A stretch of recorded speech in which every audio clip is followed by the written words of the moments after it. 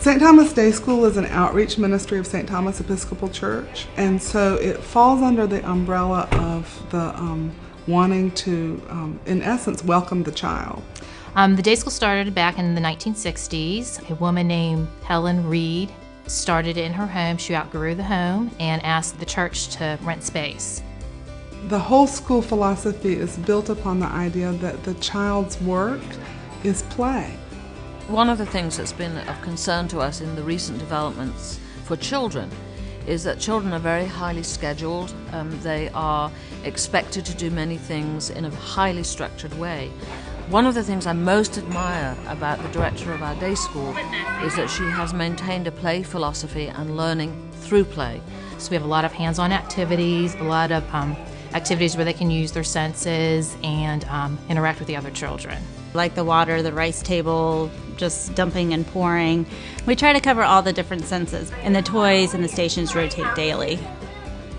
Some are auditory learners, some are visual, some have to learn through hands-on activities. So if you look throughout the room, there's a lot of different textures, sounds, smells, and sights that they can experience. I'm amazed literally every day I pick Jack up, there's a new craft in his backpack. The theory behind it is that kids need to learn how to learn. They need to be prepared to do that. And St. Thomas takes the approach of that's what we're going to do. We're going to teach them through play and doing different projects. And if you look around the classroom, it's a lot of arts and crafts. I know my kids responded very well to that. They enjoyed it quite a bit. And they have that type of activity every day. And while they do focus on numbers and they do focus on things, letters as well, they do it, I think, more so through a play curriculum, which really makes it fun and makes it easier to set the groundwork for learning later. A lot of the preschools they follow the state ratio. For example, children ages 2 to 5, it's 1 to 10 ratio. For our 2-year-olds, we have 1 to 6. For our 3-year-olds, it's 1 to 7. And then for our older children, it's 1 to 10.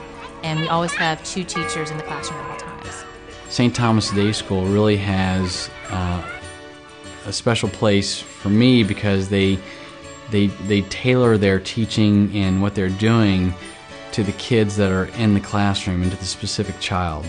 One of the roles that the teachers play is that often these children, the teachers are the only outside of their family adults that they begin to develop a relationship with. They have relationships with parents and grandparents and uncles and aunts, but this is the first adult sort of outside of the family unit for many of them that they begin to develop a relationship with. So that's one of the important roles, is that the teachers are sort of another caring adult for them to develop relationships with, and that's a really important part of socialization, is to be able to relate to all different kinds of people. The community at the school has really been one of the most important things for us.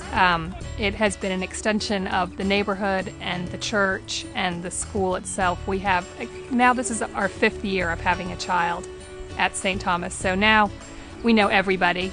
Getting to know the parents at St. Thomas is very easy. The school as well as the church offer very exciting social events. A lot of the parents of day school students are also members of St. Thomas Church, so a lot of children come in knowing one another and the parents know one another, but there are also a lot of opportunities for the other parents to get to know each other. In fact, St. Thomas is a very neighborhood church, and that's one of the things that makes it such a joy to be here. It's a very diverse community. The church reflects the neighborhood. We're artists, social workers, lawyers, teachers, people who are very much concerned with other human beings, and this is an exceptionally tolerant community, which means that we have a high degree of appreciation for differences between human beings. Yes, we're one of the few that offer scholarships to preschool-age children. Currently, we offer half scholarships. This year we have 10 children on the scholarship program out of 48 students, and right now we're also working on grants to offer full scholarships to children in the neighborhood. There's several different private programs or Christian programs in the area that they could choose from, but one caveat to us choosing St. Thomas is that it's an affordable program, and in addition to it being affordable, again, it's offering a family-like setting as well as teachers who are more than happy to take your child from A to Z in learning. It's a very positive experience for the kids, or at least for my kids it has been, and for other kids that I have seen it has been, and they've all done well. They've all responded very well, which not every school can say that. You know, it's interesting being a kindergarten teacher because, you know, some kids come in and they've never been to preschool before, and so you can definitely tell who has been, you know, has been to preschool and who hasn't. And I know, you know, I've had a lot of kids from St. Thomas, and they're comfortable with school, and they are very social with each other. There's no sense in an Episcopal school, while it will have an Episcopal identity, that you have to come to this school and be an Episcopalian. So likewise, when we think about something like the day school, what we are anxious to provide to parents and to their children as an environment that nourishes and nurtures the gifts and talents of the child who's come into our care. And we see that as a sacred responsibility, which in turn means that you respect the dignity of every human being, which in turn means that this is not about proselytizing, it's actually about growing children into the human beings they're intended to be. They're playing and they're developing and they're growing in the way that they were intended to grow, and then when it's time for kindergarten, they're ready.